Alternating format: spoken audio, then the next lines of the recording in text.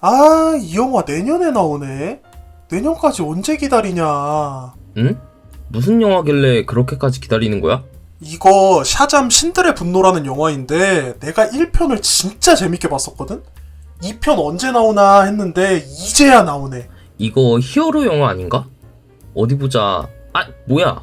DC 유니버스 영화잖아? 이거 봐도 되는 거야? DC 영화는 성공보다 실패가 더 많았던 것 같은데. DC 코믹스 영화가 물론 명작들도 있지만 사실 쉽지 않은 영화들이 많긴 하지. 아니 근데 원래 DC 코믹스가 마블보다 훨씬 큰 회사였다면서? 근데 왜 시네마틱 유니버스 사업에서는 마블한테 밀려도 한참 밀리는 거야? 궁금해? 그건 오늘 검색해볼 내용을 보면 확실히 알 수 있거든. 아, 거참 궁금하네. 빨리 검색해보자.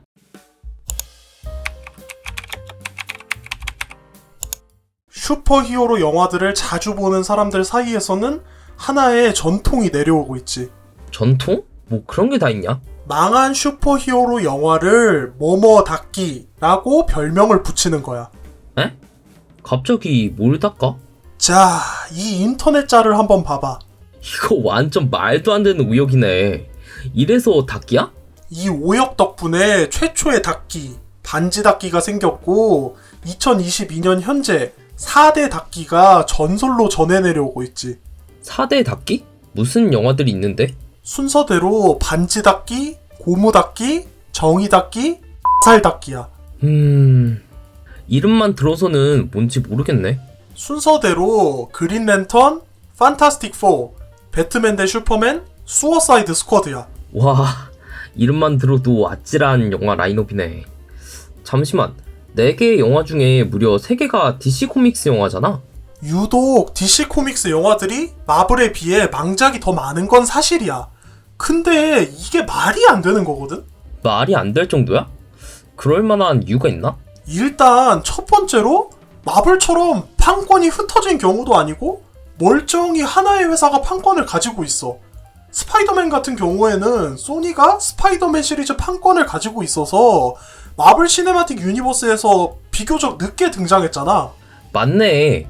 마블 유니버스 초창기부터 스파이더맨이 있었다면 더 흥행할 수도 있었을 테니까. 두 번째는 캐릭터가 인기가 없거나 근본이 없는 것도 아니야. 슈퍼맨 하면 슈퍼히어로의 대명사잖아? 맞지. 지금 학생들이야 슈퍼맨보다 아이언맨을 더 유명하다고 생각하겠지만 사실 근본은 슈퍼맨이지. 그리고 마지막으로 절대 실패할 수 없는 이유가 있어. 근본적으로 초창기에는 DC가 마블보다 훨씬 돈이 많았었어.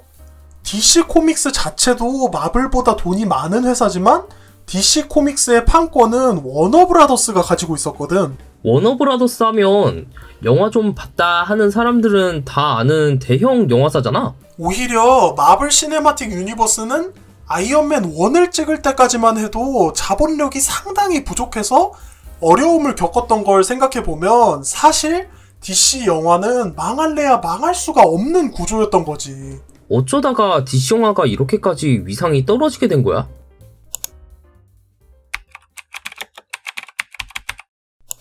사실 DC 유니버스가 이토록 혹평을 받는 모든 문제점들은 전부 경영진의 문제 하나로 정리가 돼. 아니, 이 많은 문제점들이 경영진의 잘못 하나로 정리가 된다고? DC 코믹스는 야심차게 준비한 첫 영화 그린 랜턴을 시원하게 말아먹고 한 가지 방향성을 잡게 돼. 어떤 방향성? 우리는 마블처럼 밝고 명랑한 히어로 영화보다는 진지하고 어두운 히어로 영화를 만들자. 아, 그래서 지금 DC 영화 하면 진지하고 무거운 히어로 영화라는 생각을 하게 된 거구나? 이때 어두운 분위기의 DC 영화 다크나이트로 대성공을 이끌어냈던 크리스토퍼 놀란에게 자문을 받았는데 크리스토퍼 놀란 감독은 잭 스나이더 감독을 적극적으로 추천을 했어. 잭 스나이더? DC 코믹스 영화를 맡기 전에는 무슨 영화를 만들었는데? 새벽의 저주, 300, 가디언의 전설 같은 영화를 만들었는데 대부분의 평가는 이 영화 참 시각적으로 맛있게 잘 만든다 라는 평가를 받은 감독이었어. 히어로 영화가 시각적으로 화려하면 좋은 거 아니야?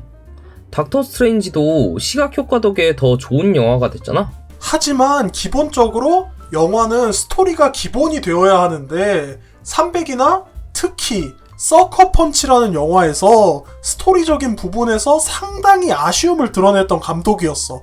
근데 DC 코믹스는 DC 유니버스 총책임자의 잭 스나이더 감독을 안 친 거야. 단일 영화의 스토리도 아쉬움을 받는 감독인데 이렇게 여러 영화를 거대하지만 짜임새 있게 하나로 묶어야 하는 유니버스 스토리는 더더욱 아쉬웠겠네.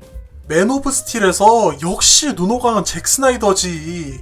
그리고 역시 잭 스나이더는 스토리가 아쉽네 라는 평가를 동시에 받으며 딱 예상한 결과가 나왔지만 배트맨 대 슈퍼맨의 스토리를 정말 역대급으로 말아먹어버린 거야. 기존의 스토리 구성의 문제를 보여왔던 잭 스나이더를 총 책임자로 앉힌 경영진의 판단 미스가 DC 유니버스를 망쳐놨네.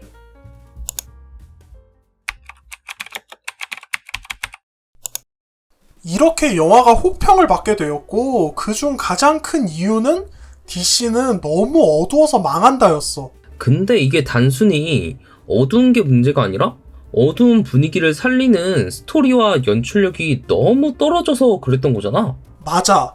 근데 DC 유니버스 경영진은 이걸 고지 콧대로 들어버린 거야. 갑자기 경영진은 우린 무조건 밝은 영화를 만들자. 어두운 건 만들면 안 돼. 라는 이상한 믿음에 빠지게 되었고 수어사이드 스쿼드 제작을 간섭을 해버렸어. 어쩐지 그래서 수어사이드 스쿼드가 밝지도 않고 어둡지도 않은 이상한 영화가 된 거네. 그리고 이 이상한 믿음과 경영진의 영화 간섭이 폭발하게 된 영화가 저스티스 리그였어. 잭 스나이더 감독은 딸의 죽음으로 하차를 하게 되었고 경영진은 자신들의 입맛에 맞는 조스 웨던을 감독 자리에 앉혀버린 거야. 조스 웨던은 영화에 쓸데없이 유머 코드나 성희롱 장면을 넣었고 영화의 평가는 말 그대로 혹평뿐이었지. 후에 개봉된 잭 스나이더 버전이 나름 호평을 받았던 걸 보면 조스 웨던이 괜찮았던 영화를 괜히 경영진 입맛 맞춘다고 망쳐버렸다는 걸 알 수 있네. 이렇게 경영진의 쓸데없는 간섭으로 DC 코믹스 영화는 이도저도 아닌 영화들이 되어버렸지. 정확한 판단으로 문제점을 해결할 수 있었는데 이도저도 아닌 판단과 잘못된 간섭이 DC 코믹스 영화들을 망쳐놨네. 실제로 경영진의 간섭이 줄어든 후 아쿠아맨, 조커, 더 수어사이드 스쿼드 같은 훌륭한 작품들이 나오는 걸 보면 경영진의 간섭 없이 영화를 자유롭게 만들 때 DC 유니버스도 얼마든지 훌륭한 영화들을 만들 수 있다는 걸 보여줬지.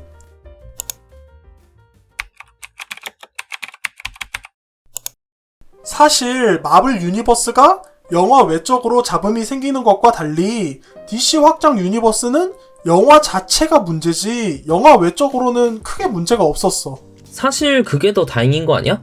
영화만 재밌어지면 되는 문제잖아.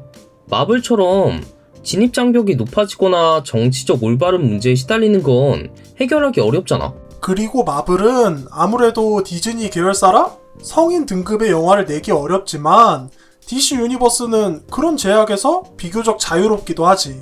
그래도 요즘 영화는 점점 나아지고 있는 모습이 보이니까 이제는 믿고 거르는 DC가 아니라 한 번 정도는 더 믿어보는 DC라고 생각해도 되려나?